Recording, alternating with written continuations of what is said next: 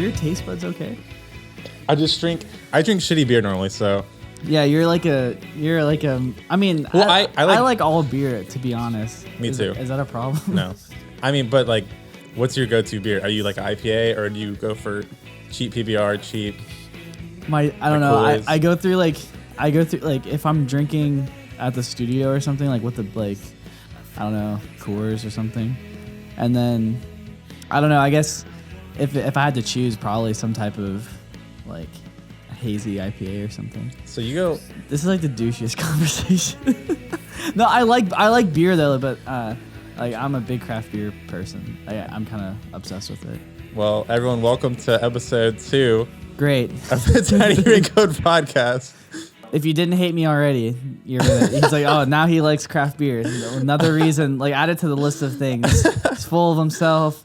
He likes craft beer a little too much.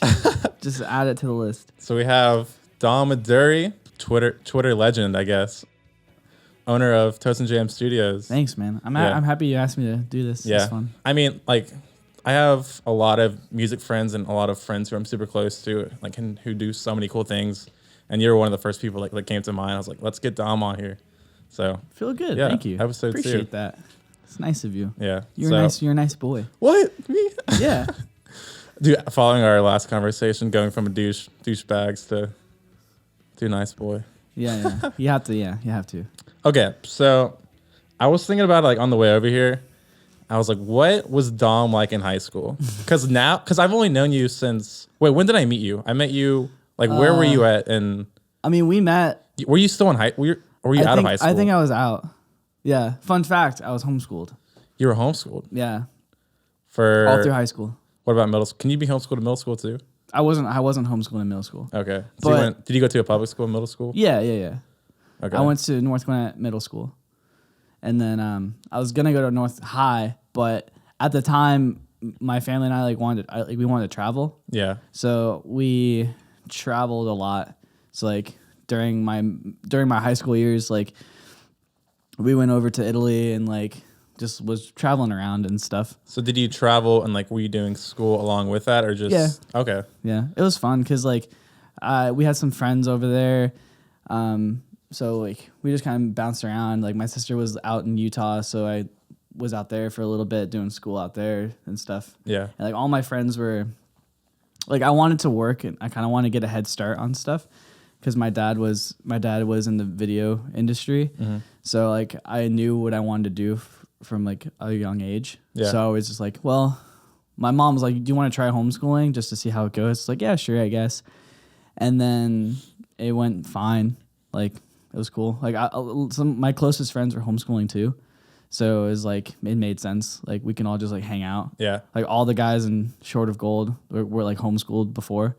So it was like, we all just would jam and write music. Wait, so what all traveling did you do? Like all international or just kind of? Just like, you know, between like going to Utah and stuff, like it wasn't anything. It was just like, it just made things easier. I guess. Yeah. So we met after, or I guess during your homeschooling? I think I was already out. I think I graduated by that point. Because I think like we started hanging out, going to shows at the Old Mask. Yeah. And I'm pretty sure I was like 17 or 18. When I met you, you were into this music. Like how did you transition into, did you grow up listening to Blink or? Oh yeah, dude. Like my sister was a big, like she loved punk rock and like old emo and stuff. So like some of my oldest memories of her showing me bands were bands like Jawbreaker, Jets to Brazil, and Saves the Day. Yeah. And all those type of bands. So like growing up, I loved that kind of stuff. And like in my old band, when Short of Gold, I was looking up to my drummer. Like he was like the coolest person to me growing up. He's like 4 years older than me, and I've known him since I was 12. So like growing up, but when I started learning how to play guitar, like he was playing music with my other friends, and I was like, I want to get good enough to play with that type of thing, you know? Sure. So, and they would show me music all the time. So they were showing me, you know, bands like some of those older bands like Manchester Orchestra and Saves the Day and Say Anything was a big one too. Yeah. Chodas and stuff like that, you know. And then from there I found, you know, you just find other bands. Yeah. You know, as you know, you find a couple bands and then you go down the rabbit hole from there. Well, I guess I grew up on Green Day and Blink and Sum 41, and those were like my main three. And I remember one day I was on YouTube and I came across a Man Overboard video, and I forgot what song it was. And I was like, this is kind of cool. It was in the same realm of like the old punk, pop punk kind of stuff. And then I found Story So Far, and it was the same night. And I remember I was in my basement and I found those two bands, and that like started everything. Dude, I had like the same kind of memory of when I found the Wonder Years, because I think I was listening to, because I found out about A Day to Remember, and then I was listening to Pandora before Spotify and all that stuff. So Did you ever do Last FM? Yeah, I did yeah. that too. It was cool. I like Pandora more than Last FM, but like I used both of those, just like the radio and stuff. And then I found the Wonder Years, and like when I found them, dude, it just like that changed. That was like the first big band for me that like I really loved and connected with on just like an insane level. They're still one of my favorite bands ever. For sure. But I remember finding them and just being stoked on music. And then you found The Story So Far and like all those bands and stuff. Too is like 20, that might have been 2010. Yeah, that like the 2010 to 2016 was like golden era for, especially, well, bro, that 2010 and 2010 to 2014 for like pop punk before it got cringe, like that was awesome. Yeah, that was so fun. And especially because it was so new to us. Oh yeah. Well, I mean, because we kind of grew up on that, but it was a little bit different. And I'd say we grew up on it, because I mean, like that would have put us, 2010 would have put us, it's 10 years, let's just call it 10 years ago. Well, I would have been 12 in 2010, so I don't know. Yeah, Maybe. The Story So Far put out Under Soil and Dirt in 2010 or 2011. Really? Was it long ago? Dude, yeah. Oh God. What You Don't See came out in 2013. No. Yes. Are you serious? Yeah, so that's what. Oh my God. That's what, 6 years ago. So that would have been, we were 16. Yeah. That's insane. It doesn't feel like that long ago when you think about it. Under Soil and Dirt. Under Soil and Dirt will be 10 years old soon. Dude. Maybe, I think it came out in 2011. I feel like that album was kind of what did it all for me. Like that, when I think of like one album that kind of changed everything for like the way, like, because the music, it made me meet my best friends, and it made me start writing music, and it all kind of goes back to like Under Soil and Dirt. Yeah, that's a big one. That's a big one for me. I think one in that same time period was Transit, Listen and Forgive. That was a big one for me. Yeah. And like listening to that's the first time I heard about open tunings and whatnot too. So that opened up everything, because they just copied the American football tuning, and that entire record is in that tuning. Yeah. And I was like, this is a rad tuning. Everything sounds good in this tuning. Wait, so when did you start writing guitar? Was it kind of the same time? Yeah, around that time. Like, I've been playing guitar since I was 12, but I probably didn't start like writing my first songs until I was 15 or so. So yeah, 2011. So that's 8 years ago. So that kind of adds up, I guess.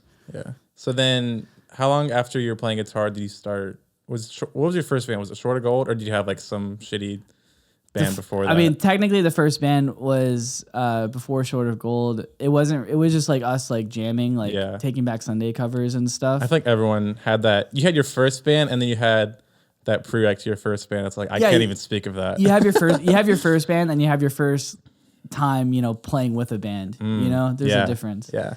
So that band, it was called, I think the Facebook page is still up. It's super. If you want some good cringe, it's up. Some of the videos are up there. It's called the Untitled Holt Basement Band. Whoa. Yeah. So because we would practice in the drummer Colin Holt's basement. So There you go. And we didn't have a name, so that's a deep dive. It was the Untitled Holt Basement Band. So yeah, that was fun. We would just play covers of Taking Back Sunday and Blink and Census Fail and all the early 2000s stuff that I love. So it was that, and then Short of Gold was after that. And then that's when like me and Connor like started like writing music together. So that was cool. That was fun, dude. So like writing your first songs are so fun because like it's just so funny because you think that they're awesome, and then you get better and you look back, you're like, what? Yeah, I think that's just the natural progression of writing music and being a musician. Like, Yeah. those first songs that you write are so fun, but It's so exciting too. It's like I wrote this, and then if you have the opportunity to record it or something, it's like, man, you feel so cool. Yeah. It's like I'm doing it, you started Short of Gold and then it transitioned into Teddy, Yeah. West Side. So where in that timeline did Toast and Jam start popping up? Because Short of Gold was around before Toast and Jam. Short of Gold kind of ended as Toast and Jam was taking off. Okay. Or I guess not taking off, like getting started. But starting, yeah. The transition was really easy because I knew that, because we were playing shows together when you guys were Boundaries and I was Short of Gold and Stay Here used to be Lights After Dark, and members of Hindsight were in that straight edge hardcore band Conduit. Man, this is a sidebar real quick. It's just funny to think that, how we all met through that. Cause like I met Stay Here through this one random local show that we played. It was I'm not gonna name the bands cause they were kind of mean, but they don't deserve the spotlight. they were kind of mean and like fooled themselves, dude. Like the headlining band, talk about cringe. They showed up with lanyards made of the show.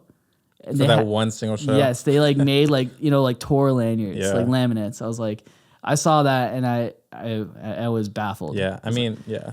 But I look back to like we were all cringe at that show. Like I look back to it's like what are we wearing? Like the weirdest outfits. It was wild. Where was it at? Was it in? It was in Heaven at the Masquerade. Oh wow. Yeah, so it was like somehow somebody hit us up. Was putting together a local show, just like 4 bands. So that was our one and only time of playing the Heaven at the Old Mask, which is awesome. Yeah, for sure. All of our friends came out, so it was pretty packed, and there's probably like, I don't know, it was probably like 75 people there. Yeah. So that was pretty fun. That's cool. But then like we met Lights After Dark at that show that we never really met before. And then I asked them for a CD after their set, and then they didn't have any CDs, but they pulled out a Boundaries demo. And then me and Jake Howard were like, dude, you guys know Boundaries? And they're like, yeah, we're homies. I was like, dude, that's sick.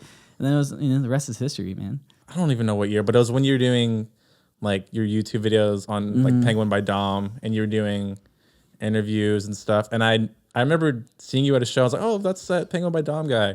But did you know about Boundaries at that time? No, I mean, so like I knew you and Tyler before Boundaries was a thing. Yeah. Like, back in the Lynn Haven days.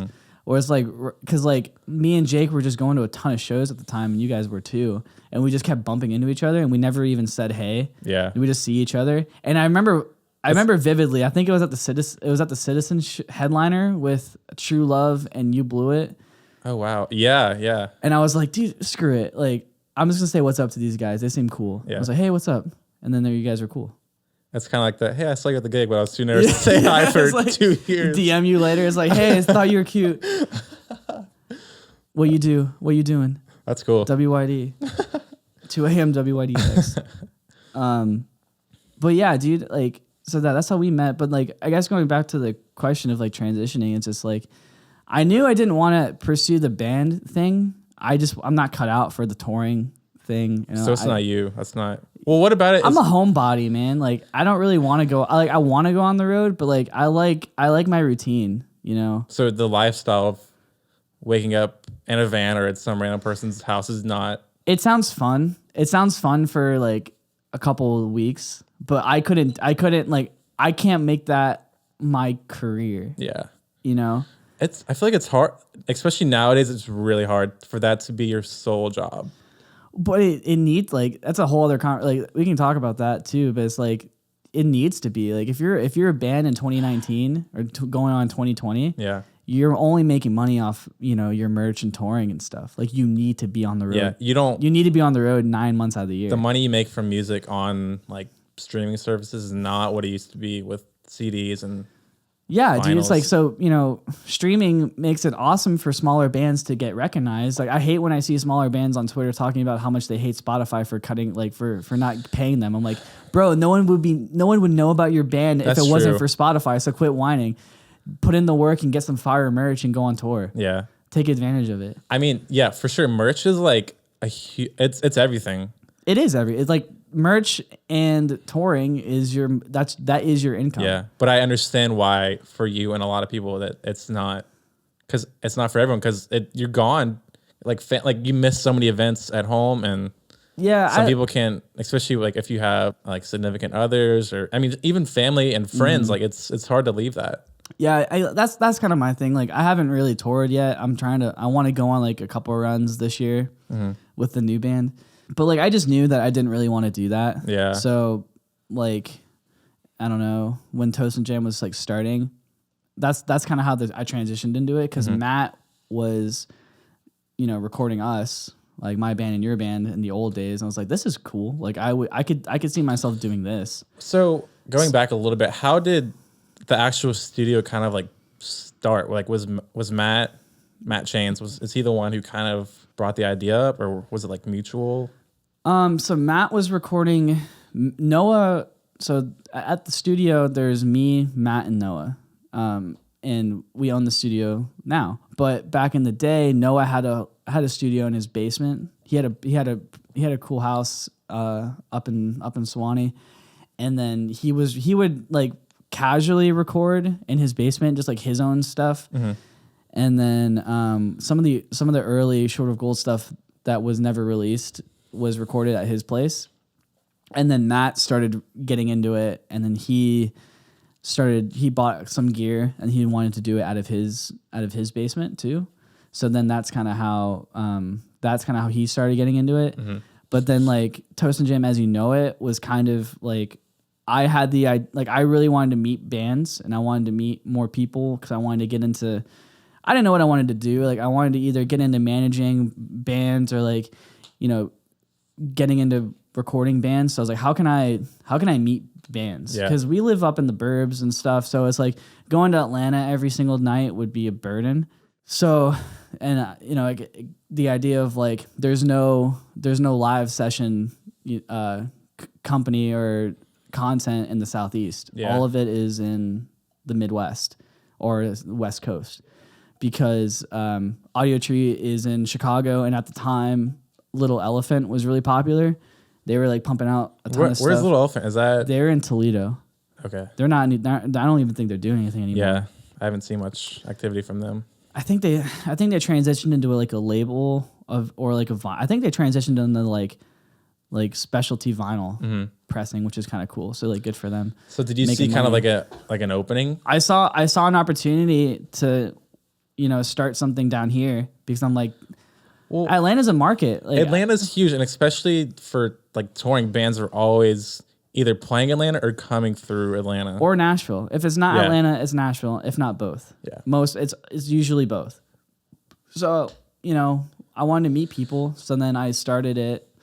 I brought it to Matt because I didn't have any experience doing any recording or anything. Like, my background was in video, because like I did the band interviews for a long time. So I would edit all that, record all that, very DIY. And then so I was like, I still kept in contact with managers and whatnot. So I'm like, I still know people if we want to get this started. And I want to meet local bands too. So at the time, the ATL DIY Facebook group was like welcoming, I guess.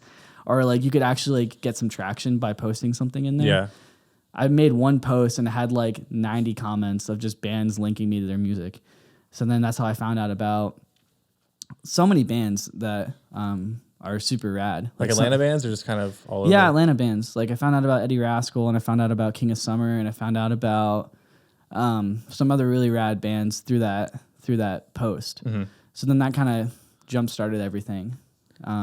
And at the time, Hindsight was just getting started. Like, we played, Short of Gold played their first show, I think. Really? At the Masquerade. Oh, that's crazy. I didn't know that. Yeah, I think it might have been their first show outside of Macon, but that was cool. So like I knew that I knew that when we started it, I wanted to start off with Blurry, Stay Here, Hindsight, and just like all the homies bands. The Doinks. Yeah, the big Doinks, man. I want to get that started with there. So I mean, I saw an opportunity, I took it because I like to think that I have a sense of like initiative. Like I like to think that I'm a hard worker. So I mean, you could tell by the current Toast and Jam space that we're in, like there's obviously a lot of hard work that went into this huge space. And yeah, man, it really is a team effort for sure. Like we all bring something to the table. Yeah. You know, which is what I love. You know, we're all really good at our little jobs, you know. It's like a football. I like football too. So it's like a football team. Like do your job, and like you will win if you do your job. You can't worry about what the other guy's doing. Just like do your job, and you'll succeed. It's crazy. I kind of thought of like an analogy pretty recently. Like you have sports teams, and you have people you draft people who you want, like you want people who are the best at what they do, and you want them on your team. And I kind of think about my friends in that way, and not in like I want to draft certain people in my life, but certain friends that I have now, like you're one of them who you play music. Oh, you're a great friend first off, and then you play music and you have a studio and like you have so many great qualities about you. And I'm glad to have you on my like quote unquote team. And that's like, it's cool to have you and like all our great friends. Thanks, like, man. in You're our great lives. too. Yeah, but I love you, and I love everybody in our yeah. I mean, our friend group is so cool. It's so great because we're all trying really hard, but we're all super supportive of each other too. And like in the end, people can recognize that. Yeah. And like it shows, and we're just all trying to bring each other up. You know, I think what's so great about our group of friends is that you're right, because it's like everyone is on the same page of like we want to all succeed, and also we're not afraid to like give a little tough love too. It's like, hey man, like you're messing up, like you could be way better, you know. Yeah, I was getting, I guess Blurry was getting in a rut, and then Ian Riley, he kind of he gave us a big talk, and no one had really given us that talk that we needed, and it kind of lit a fire. So it was hard to hear, but that tough love was, it put me into gear, like actually. Dude, those talks are so hard to do, but like it comes out of love, because it's like we don't want to see you guys not have the maximum amount of people listening to you that you deserve. You know what I mean? Yeah.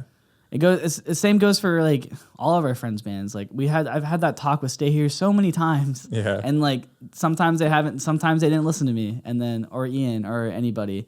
And then they come back later and they're like, we should have listened. Yeah, but the thing, it comes from a place of love and utmost like, care. Yeah, it's like I wouldn't do that if I didn't, like none of us would do that if we didn't care. Right. You know, it's like if we didn't care, we wouldn't say anything. You just let it go. And yeah, it's like, they'll figure it out, and that sucks. Like that's not a good friend. Like if you see like one of your friends struggling or something, or say something. Yeah. It's a hard conversation to have. It is. But it's like it sucks, you got to do it sometimes. Yeah. You know? You've been doing the studio thing for how long now? 4 years? It'll turn 3. 3? I think, yeah, it'll turn 3 in March, I think. Wow. February or March. Damn. I don't even count it as 3 because like we were gone 7 months out of the year this year. Yeah, that's true. Because of the fire, so it's like it didn't even like that didn't really help. Like it helped a little. It kind of, the fire thing was a little weird for people that don't know. There was an electrical fire here at the studio back in February of 2019, and it had us out of commission from February up until September. So like we've only recently gotten back to tracking and working and stuff, and that sucks at like a content creative standpoint too, because like I mean this is your home. Yeah, I mean like it was getting to a point because people, one misconception about studio is like people think that this place is like super busy and like this is my only thing. This is none of our only things. Like, this is like I put in a lot of hours here, but this is part-time like income, if that. You know what I mean? Wait, so what's your main gig right now? I do a bunch of different stuff really? To stay busy. Yeah, because like at the last year I was working on set. I was doing audio like miking people up for NBA TV. Mm-hmm. So like NBA and TNT, the halftime shows, like Shaq and all those guys. Like my job was to put mics on them and make sure that like everything was running smoothly on the floor. So I did that all last year, and then I do like teleprompting on the side and stuff. So like I do like I'll do like behind the scenes like promos for movies and whatnot. But like that's like my main source because that pays really well. Mm-hmm. But it's tough, man. It's like a band too. It's like, do I pursue a career that will give me security and stuff? But then your band is gonna lack because you're not spending that much time on your music. Yeah. And your band, you're not doing anything. It's the same thing here. It's like, do I go and do I spend more time working and getting income? Or do I like spend more time here and try to, you know, work with more bands and stuff? It's a tough balance. I know what you mean. Like I'm kind of in the same realm where I consider school like my full-time job because it takes so much out of me. For sure. So many hours out of the week and school and like out of the classroom. But the thing is that's not making me money and that's not where my passion is. Like passion's in music, but I can't put everything into music or, you know, like you got to eat, man. I got to eat. I have a clothing line, but I wonder because I don't put much effort into that because I want to pursue music hard and I also want to, you know, get my degree. But like at what cost does it take on my music life? Because I'm putting all my energy into school, you know? It's a tough. But I got to eat. It's a tough balance. Everyone, you got to eat, man. Like you got to survive. Yeah. It's a tough balance, dude. Like I don't know. I'm still figuring it out. Like I want to be upfront with people too. It's like I don't want to front like about like the way I live and stuff. It's like, it's tough. It is. Like you gotta want to be broke to be in music. Like getting started and stuff. You gotta be okay with being broke. You gotta be okay with, like all your boys are going out or like all your friends are gonna go see a movie and stuff. And like you can't afford it.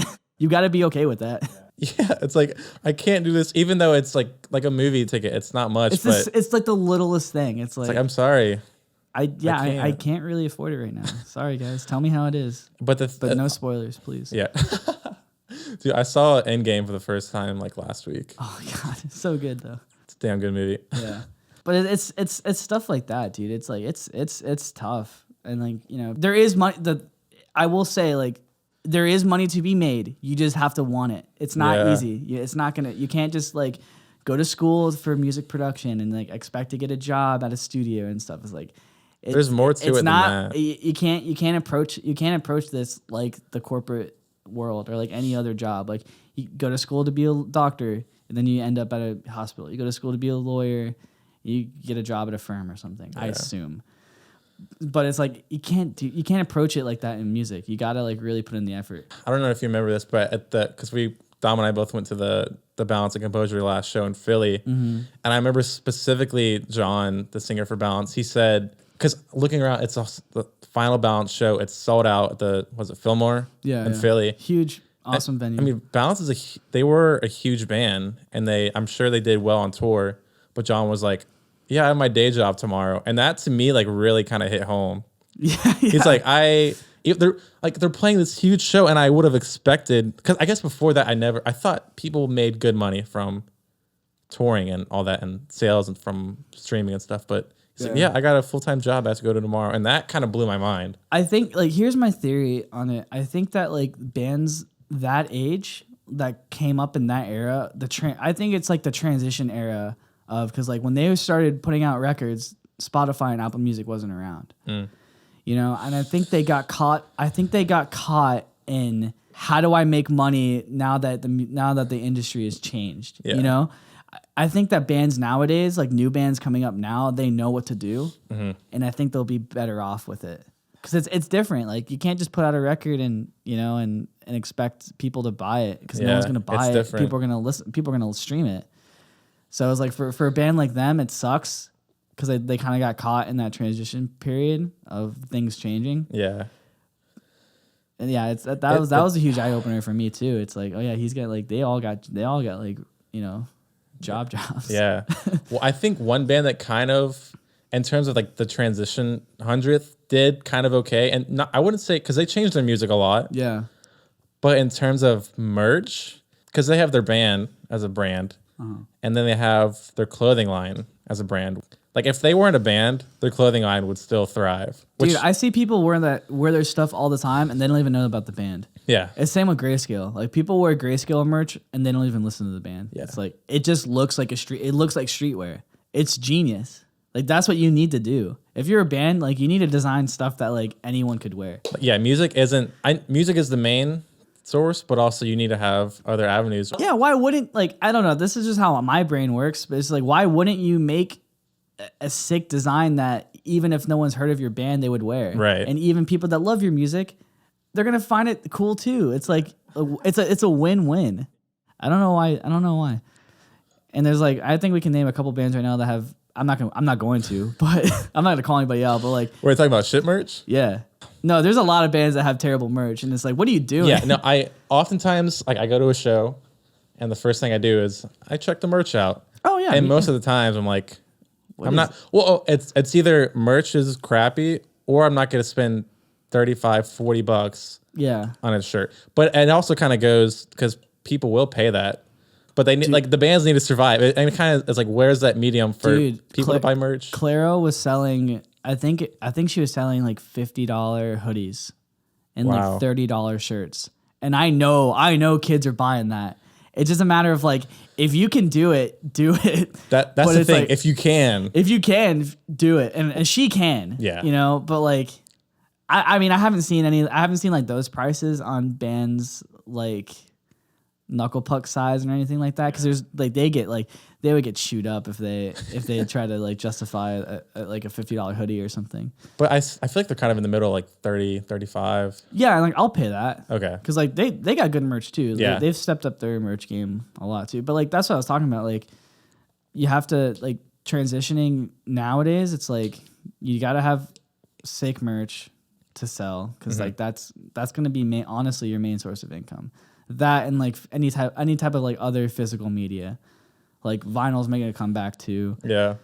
So like vinyl's super cool, but like don't cheap out on the vinyl. Like make sure, like, you know, I've bought records from smaller bands and like there's no lyric sheet. It's like It goes a long way. yeah, it's like the little things, and because like I just went through it, you know, I'm pressing the Stay Here record, and I'm like adding it, like the little stuff does add up, but like my thought is like, if you're gonna be buying a local band's vinyl, make sure like the customer is like so happy with the purchase of like spending like $20 on this, like taking a chance on this young band. Can you imagine like buying some band that you're stoked about that like no one's ever heard of? So it's like, you know, like they're like, this band is like your little gem, and like you get it, and it's just like they don't even care, you know. It's like, oh yeah, here's the record. It's like black. It's like a black record. You can tell it's just cheap, or like the packaging's terrible. There's no lyric sheet. There's no like thank you note or anything like that. Like that for me, I would be like, come on, I just gave you, I just helped you guys out by buying it. It's like, you're gonna really just like cheap out on that. I felt that way. Like I bought a Boy Pablo record, and like the vinyl was cool, but there was nothing. It was just the record. There was no inner sleeve. There was no like anything extra or anything like that. It was kind of. I feel like that's super important. Yeah, I think so. Like, and talking about the Stay Here stuff, like we wanted to make sure that when we do this, we want to do it right. You know? So we spent a little extra money to, and like we're talking about, if you're already spending like $2,000, like what's another like $100? Yeah, like and it's just that $100. money goes so far in terms of the customer experience. Yeah, dude. I mean, like so like what we did for theirs is we put in. I think we put in like a lot of work into it. So for anyone that pre-ordered the record, you know, the record comes with. It's on orange vinyl, which costs more money than black vinyl. But we thought, like, you know, if something like make it an incentive for people to buy it. Like colored vinyl is cooler. It just objectively is cooler. Yeah. Oh, for sure. Yeah. And then we want to make sure that we had the lyric sheet and like thank yous on the inside too. each record is gonna come with like a thank you note, like handwritten and stuff. They're gonna sign some of the copies, if not all the copies, and then everyone that buys a record is gonna get a download link to 3 songs that they do acoustically that they're not gonna ever come out. Nice. They're not gonna be out on streaming or anything. It's just gonna be if you bought the record, you get that. Yeah. So 250 people. I feel like it's an investment. Like from the beginning, if you make a product that's super well done, like the colored vinyl and the lyric sheet, it goes a long way.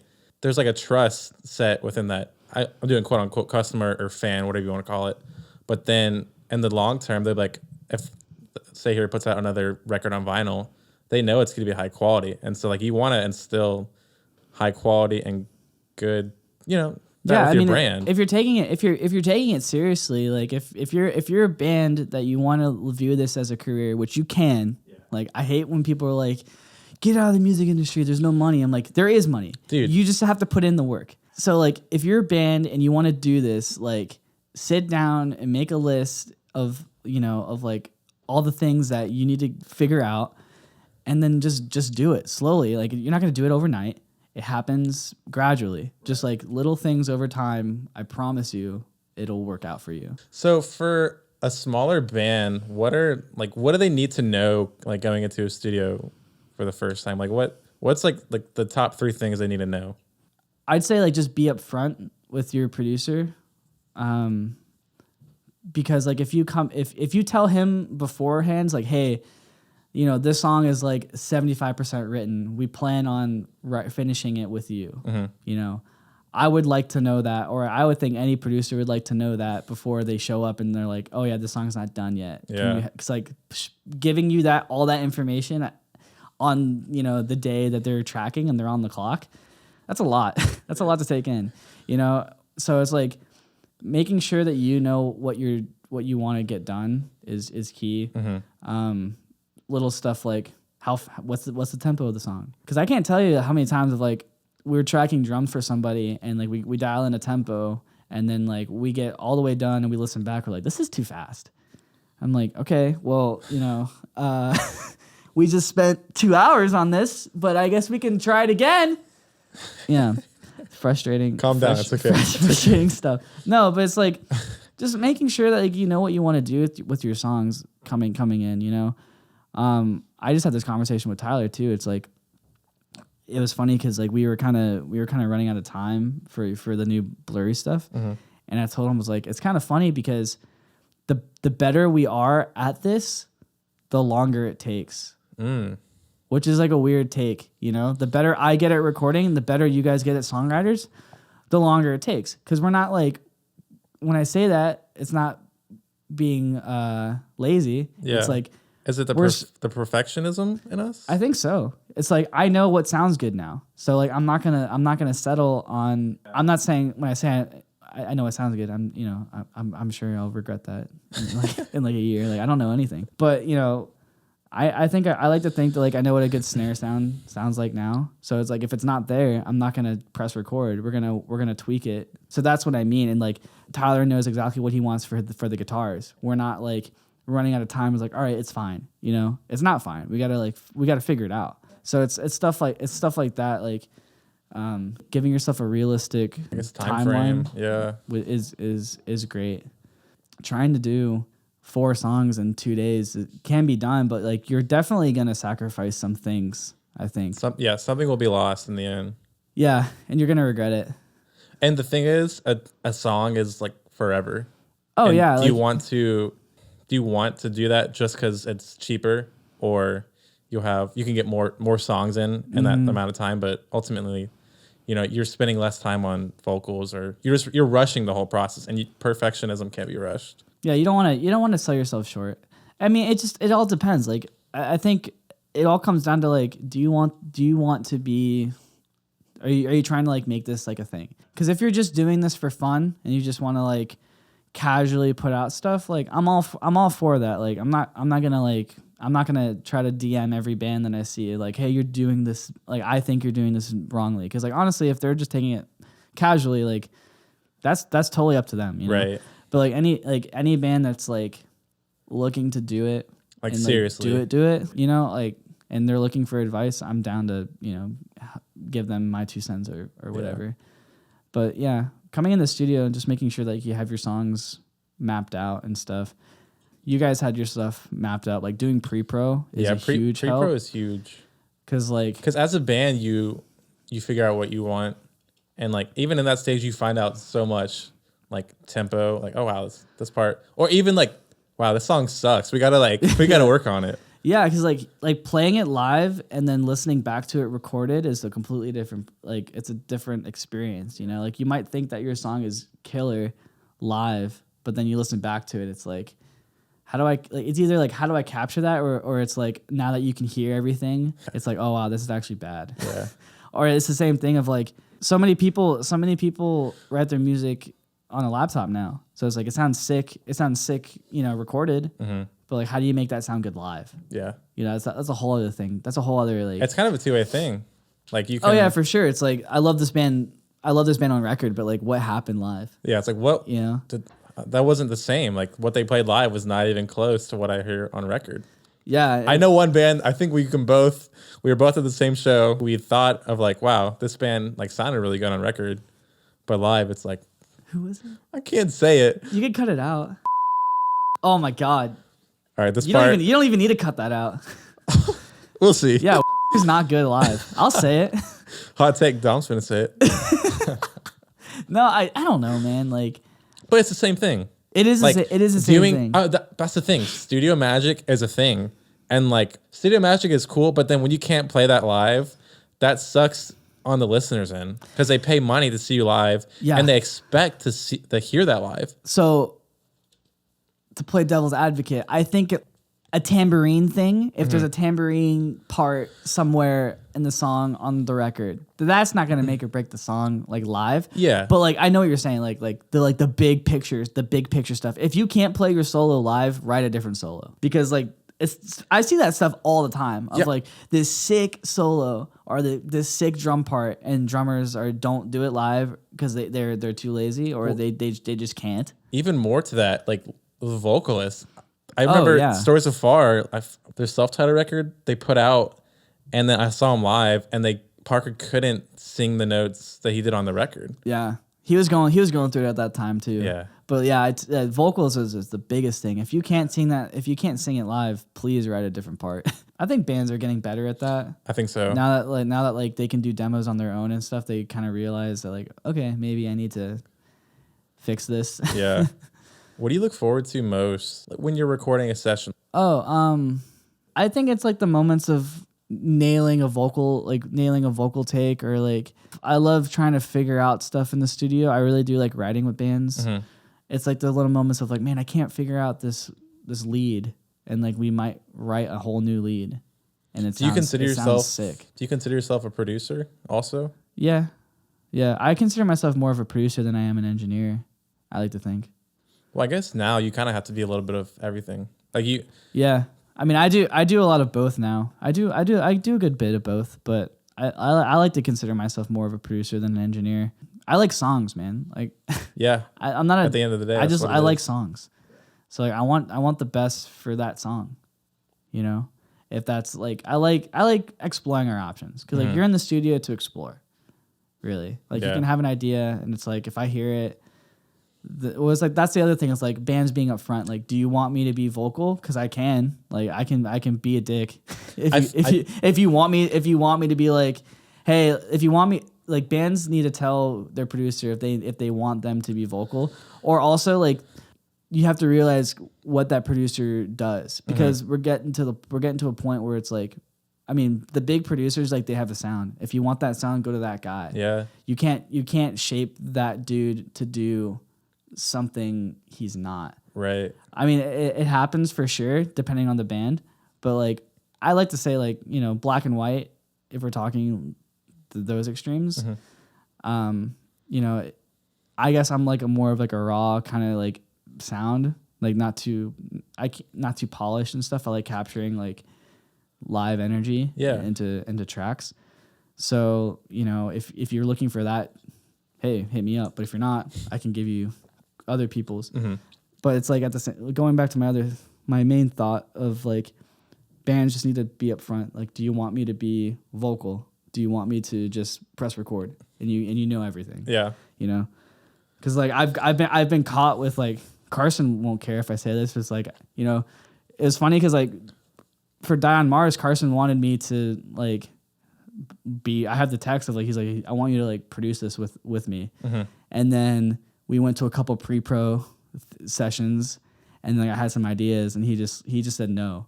But it's like to your ideas? Yeah, that's totally fine because like the dude had a vision. Yeah. And I was like, all right, well, I mean, I don't really need to be here, so like you got it, dude. Like you totally got it. For sure. Maybe he just needed the gratification of just like someone else telling him that he knows, like someone else telling him that he's onto something. Right. You know? Right.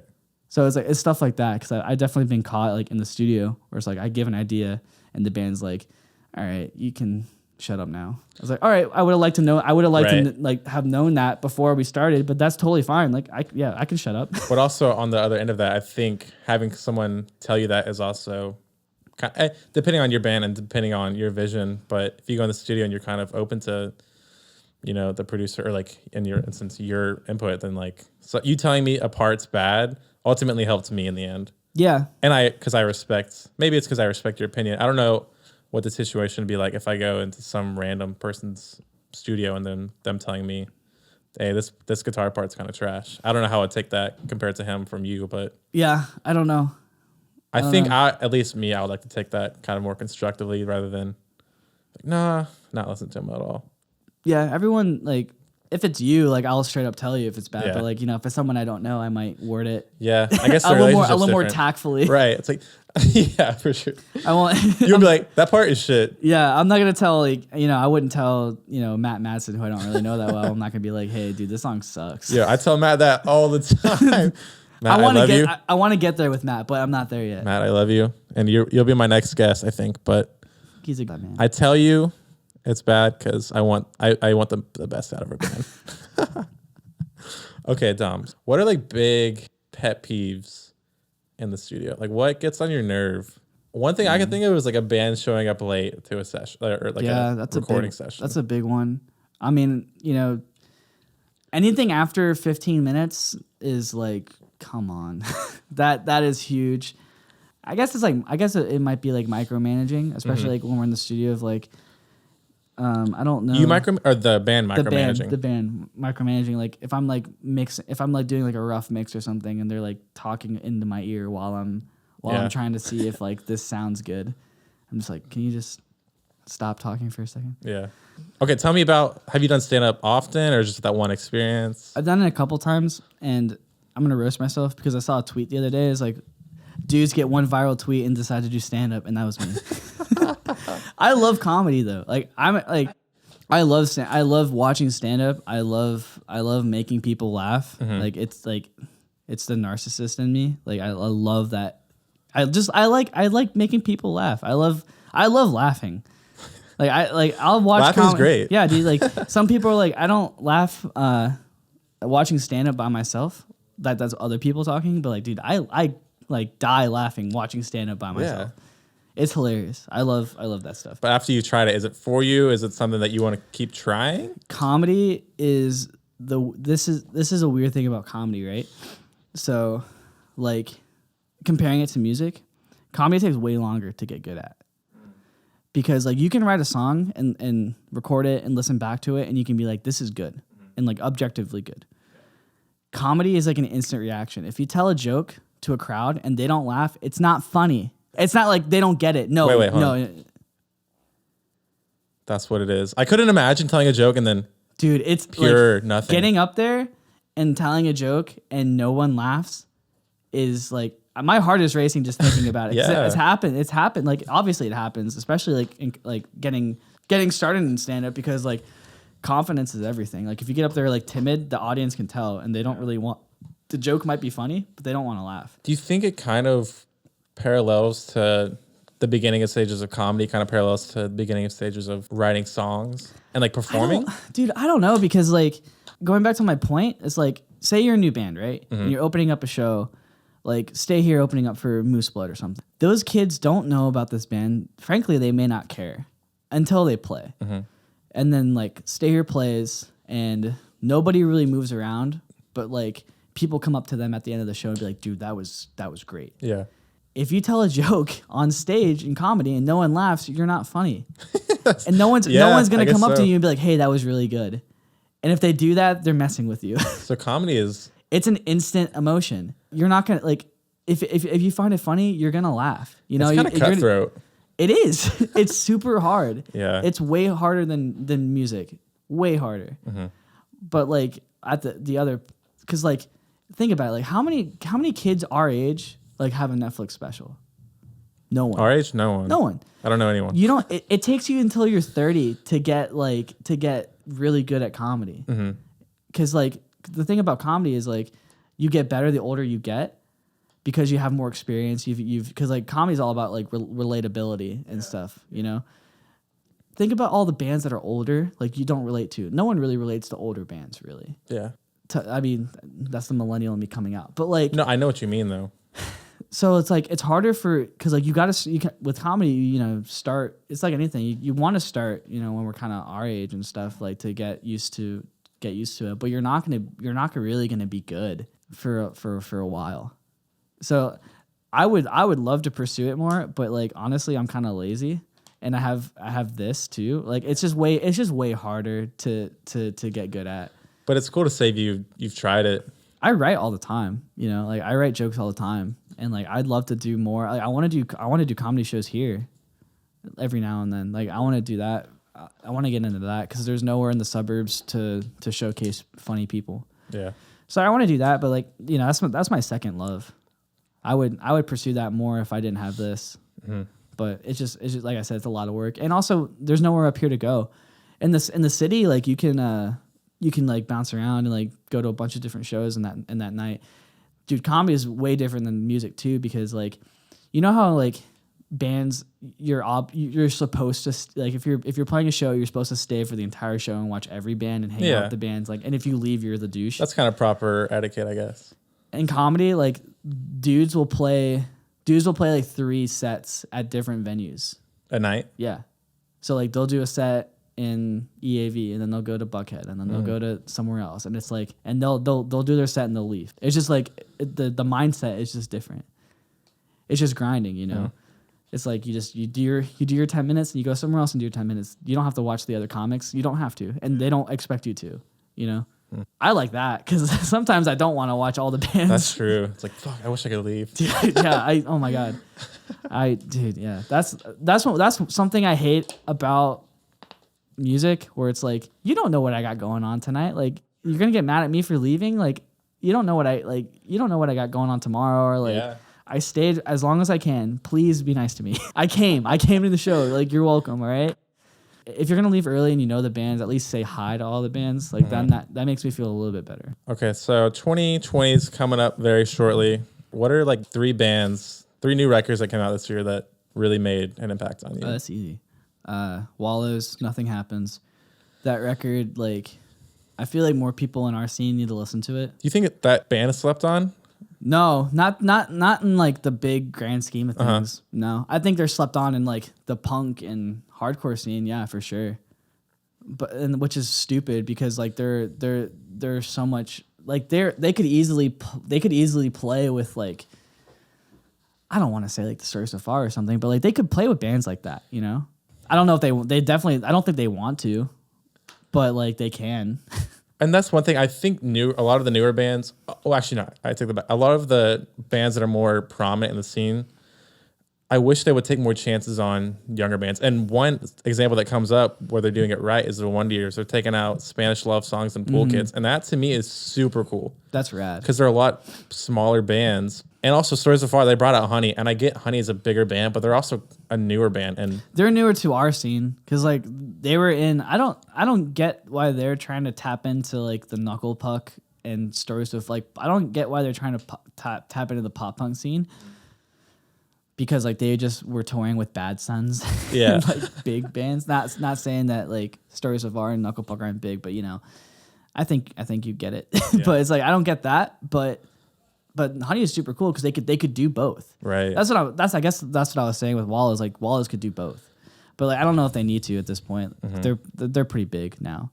But that record is great. The new Clara record is awesome. Osa Osa record is great. The Origami Angel, I listen to that probably like 2 times a day at this point. Was it Somewhere City, Origami Angel? Somewhere City is amazing. Yeah, that one's incredible. I haven't listened to something that I connected with like that in a long time. That was really good. I like, yeah, that was like super, super high on my list. Yeah, those Origami Angel and the Honey one, those 2 records, so good. I love it. So for the intro of this podcast, it's a song that Dom and I both wrote together. Well, I guess Dom wrote it. And then You did the drums, though. I did the drums. I did the Drummy Boys. But there's a story behind the lyrics. Oh, Jesus. And if you want to talk about it. I'll talk about it. It's okay. I'll kind of preface it. So Hindsight was recording a music video for, I forgot, what song was it? Can't Complain. For Can't Complain. And they were shooting kind of like an outdoor summery, like tubing down the river kind of section. And Dom was shooting it. I guess you could take it away from here. What Dom's story is the inspo. I almost died. We almost lost. No, and I don't say that lightly. Like, I literally almost died. Some bless this little Mexican boy's soul for giving me his float, because if he didn't give me his tube, I would have been gone. It's crazy, dude. We were like on a rope swing, and I'm not a great swimmer, and like I only swam to the rope swing with the guys because you could walk across the river to it, and there's like one section where you have to swim, but it's like a little bit. I guess the tide, like it was a high tide, or like they let the dam open or something, so like there was more water, so like you had to swim the entire way. So like I got off the rope swing, did that a couple times, was just super tired. I'm kind of out of shape. So then I was just, and this river in Macon has really bad undercurrent. So then it actually kills a lot of people every year. Really? Yeah, because it's like the undercurrent is it's just like ditches underneath. Jeez. It's like pretty terrible river. Yeah. So I'm swimming across, and everyone else is way better swimmers, and they're gone. So then I thought I was like going somewhere, but I'm just like in place, and I was like, I'm super tired. I kind of want to like touch the ground, because I thought that like I was like making progress, but I was really just swimming in place. Yeah. So then I go down to touch the ground, and there's no ground. I'm like, oh, okay, great, this is fun. So then I'm sitting there, I'm just getting super tired. I'm getting tired. Baby's getting tired. I'm just tired. Go nap. Dang, dude. Poop, poop, peep. So you got you got tired, and then I got tired. I'm like dog paddling at this point, and then I go down again to try to like relieve my legs. I don't know why I went. Wait, so you went under multiple times? Yes. So like the first time I went to see like how far away the ground was. Yeah. Second time I dropped down because I was tired. So then I was like, okay, I think I need help. So then I start yelling for help. People see me, and they think I'm joking or something. So I yell for help. They don't do anything, and I go down. I'm like, help, help, help. And then I go down again, and I'm like, seriously, I need help. I had to like make sure like it was very crystal clear that I am about to be gone. So then I go down a third time, and then when I come back up, somebody gave me their float. And I swear, dude, if I went down that fourth time, I was gone. That is insane, dude. Because then like I just passed out on this float, and then I drifted down the river, and this woman like tied me to her canoe and canoed me to shore. Because I just hopped in the tube. It was like 100 degrees outside too. I just like went to bed. I passed out for like 5 minutes or something as she like canoed me to shore. And then the guys like ran up and they're like, dude, we were about to like look for you on the bottom of we're about to put on our goggles and look for you. I mean, it's crazy because I saw you after the fact, and like you were in a daze, and we got pizza. Yeah, dude, I was like not. I mean, you're in that state rightfully so. Dude, like that summer was just really rough for me. So it's like it was just like a lot going on too. So it was just like I wanted to go to the music video and like have a good time, and then like end up almost dying. So it's like another add that to the list of things. So like the song, the intro song is probably gonna come out in January, February with the new band that I'm in. So I'm super excited about that. It's super vulnerable, but I'm happy to finally like put it all out there and like, you know. Yo, new music. Can you announce the band name yet, or is it kind of under wraps? Yeah, it's called Cool. Cool. I got you can find us on social media. You can find me on social media under that name. Nothing is posted, but I'm trying to put out a single. I've recorded 5 songs or so I want to put out a single every month starting in January, February. Hell yeah! So I want to ride the single game. I'm trying to tap into the Dude, into the bedroom pop. There's a market for it, especially Get me in on a Atlanta. playlist, man. All right, Dom. You want to plug the socials for you, Toast and Jam? Yeah, follow Toast and Jam Studio on socials, YouTube, Toast and Jam Sessions. We do live sessions with awesome bands. I record bands. I've recorded all of Blurry's stuff. Dom's great at Stay it. Here's new record was recorded here. Hindsight's stuff is recorded here. Hell yeah! So hit me up. We can. I'm nicer than I. Dom's a nice, good dude. So I have a gun to his head. He has to say that. all right, now Dom's telling me to end the podcast. Okay, cool. Well, thanks, Dom, for being my second guest. Thanks, man. Appreciate it.